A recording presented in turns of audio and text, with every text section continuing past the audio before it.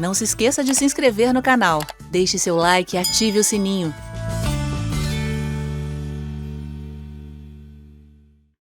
Natan, boa noite. No Concílio de Jerusalém, eu acho que você está falando aí do capítulo 15, né, Paulo? No Concílio de Jerusalém foi proibido carne estrangulada. Não estaríamos errados comendo essas carnes, já que ali foi foi determinado aos gentios? Na verdade, Paulo, o texto pode parecer estar falando de comida, mas se você observar os versículos anteriores e posteriores, você vai ver que a explicação que se dá para eles exigirem entre as três coisas que foram determinadas para os gentios é por causa da convivência com os judeus, porque agora as sociedades, as comunidades cristãs estavam trazendo algo novo que até então não se via. Até então, o que acontecia era o seguinte: existiam as sinagogas e os tementes a Deus, eles vinham ouvir a palavra nas sinagogas. Os convertidos ao judaísmo, que eram prosélitos, gentios que se convertiam, também aderiam aos costumes dos judeus. Então, essa era a única comunidade que eles tinham naquela época. Quando veio o evangelho, a nova aliança, e as coisas se modificaram, tudo que era determinado na lei foi abolido. Os cerimoniais, aquela prática judaica, todos os rituais, aquelas questões, tudo isso ficou para trás. Tanto é que é exatamente por isso que Paulo começou a ser perseguido ferozmente pelos seus compatriotas, segundo a carne, pelos judeus. E Paulo ficou firme defendendo a palavra de Deus e não aceitando qualquer tipo de imposição de acordo com a lei. Mas surgiu então a polêmica. Como era que essas comunidades formadas por judeus e gentios, que não estavam no contexto, no âmbito judaico, mas agora eles viviam entre os gentios, judeus que viviam entre os gentios, e eles queriam saber se esses gentios deveriam ou não continuar seguindo as determinações de Moisés. E como os gentios poderiam se comportar.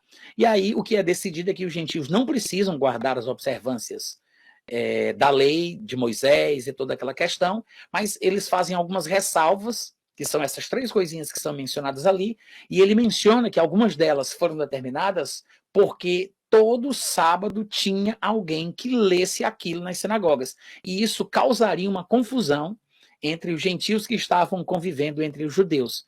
Então, eles fazem aquelas recomendações, não porque sejam coisas proibidas no sentido espiritual, porque vai estragar a sua comunhão com Deus, ou porque é pecado, mas por causa da convivência, do relacionamento interpessoal, por causa da comunidade mista formada por judeus e gentios. Você observa lá depois o contexto e você vai ver que a razão pela qual ele determina isso é exatamente pelo que está escrito lá, porque Moisés tem quem leia sobre isso todos os sábados nas sinagogas. É isso que é falado lá no texto, né?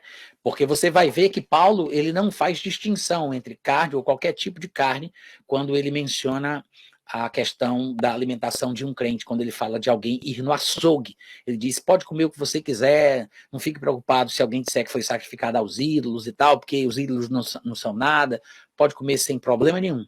Agora, se você for para a casa de alguém e aquela pessoa for te oferecer qualquer tipo de comida e ela disser que aquela comida foi sacrificada aos ídolos, aí você não come. Não por causa da sua consciência, porque você sabe que não tem problema nenhum. O problema é a consciência dele, porque ele está fazendo aquilo e dizendo para você que vocês estão comendo em homenagem a um Deus. Aí você não come para ele não pensar que você concorda com ele. Mas Paulo ele demonstra que não há problema nenhum que você coma qualquer tipo de coisa.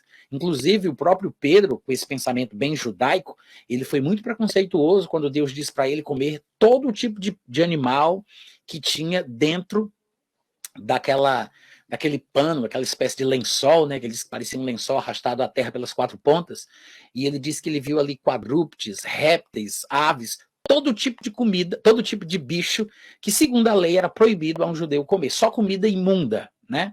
Aí Pedro, como um bom judeu, ele diz, a voz falou, levanta, mata e come. Mata e come, não é só come não, mata e come. Aí ele falou para a voz, Senhor, eu não vou fazer isso não, porque eu nunca comi qualquer tipo de coisa comum ou imunda. Ou seja, como um bom judeu, ele tinha que se manter puro de acordo com as leis dietéticas de Moisés, né? As leis dietéticas do povo judeu. E aí a voz diz para ele, e a voz é de Deus, não é do diabo, né? A voz é de Deus Pai, diz para ele, não consideres comum ou imundo aquilo ao que Deus purificou. Então, a questão da alimentação, você vê que no Novo Testamento é tratado como uma questão de consideração.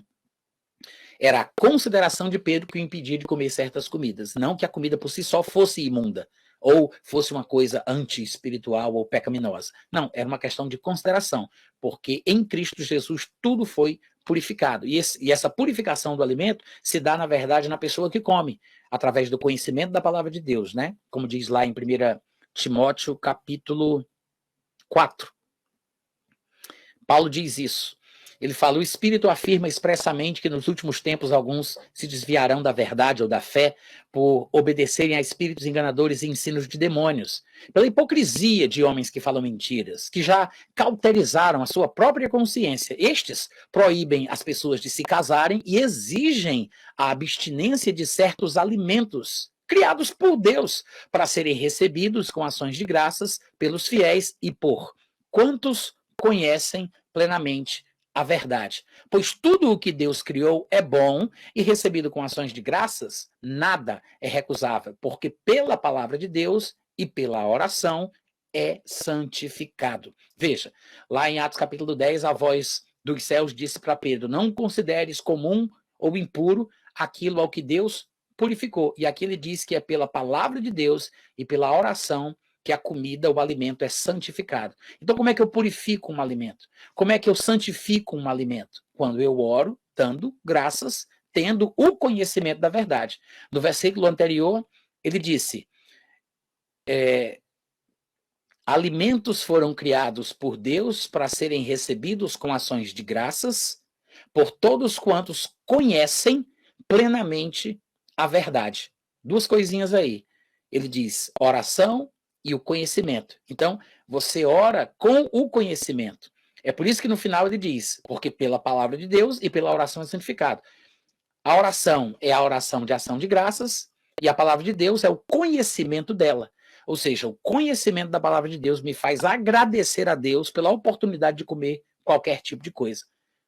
Todos os bichos que estavam dentro daquele lençol que Pedro viu são comestíveis, porque são purificados e santificados pela oração.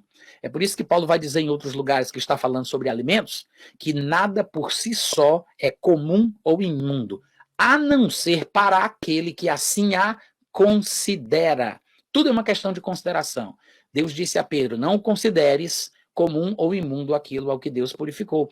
Como é que a minha consideração sobre os alimentos e as comidas podem mudar? Quanto mais conhecimento da palavra de Deus eu tenho, mais eu vou ser grato a Deus por poder comer tais coisas. Então, pelo conhecimento da palavra de Deus e pela oração de graças, é santificado.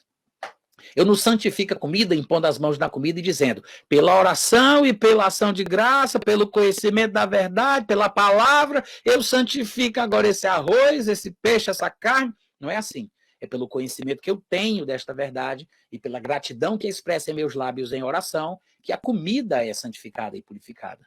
Tá?